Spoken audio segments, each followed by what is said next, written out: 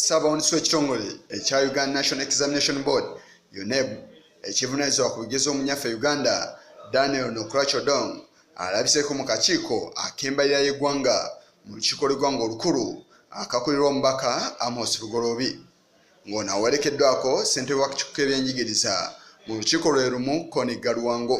Bano balabiseeko okunnyonnyola ku mbalirira y'ekitongole kino ssaako n'ensonga ezitali zimu. Ono asabye obuwumbi obusoba mu 7 nti zino zaakuyambako mu kulwanyisa ekibba bigezo nga bayita mu bintu ebyenjawulo. And these are the people who were saying are paying a miserable 16,000 shillings to cover their transport, meals, per day. And these are the people who, if we are not remunerating effectively, are the ones that cause us the biggest problem because they can be compromised easily.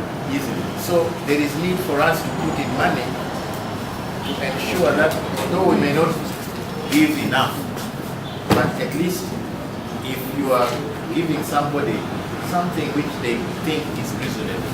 Onera atangaziza ne kuteeka lye baleeta kyagambye nti eririwo terikwatagana na mbeera eriwo ensangi zino mu ggwanga. Ono agambye nti etteeka akadde kano liri ku mutendera ogw'aba minisita. Of that act. First of all, by the time it was enacted in 1983, some of the current forms of examination malpractice were not in existence, and so they are not covered in the law. We did not have cybercrime at that time. We didn't have people exposing the examination material through WhatsApp and so on. These were not there, and therefore they are not in the law. So you cannot prosecute someone because you don't have a law. Abakeera bamutadde ku nninga okunnyonnyola ku nsonga ezitali zimu omuli n'ebifulumira ku mikutu gye mukwanira wala ebirambika ebintu ebitali bimu omuli ensengeka y'obubonero obugabibwa mu subjects ezitali zimu. Very outrageous.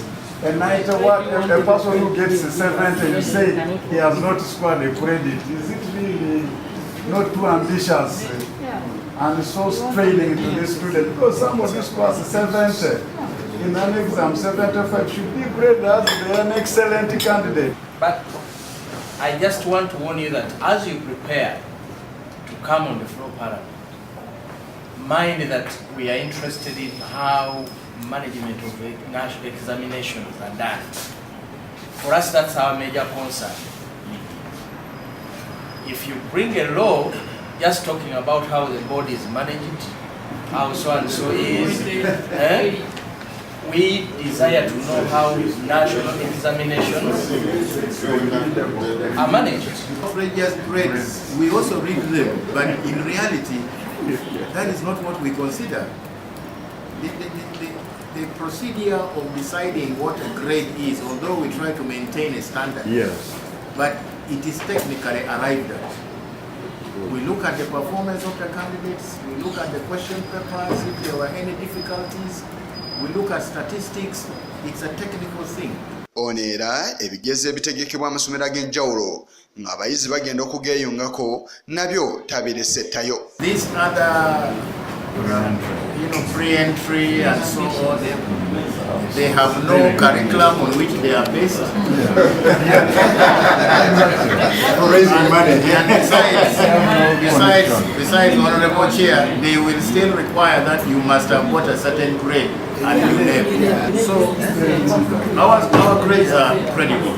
Yes, Chigongo, Kurwa, Channel 44, Orekulo.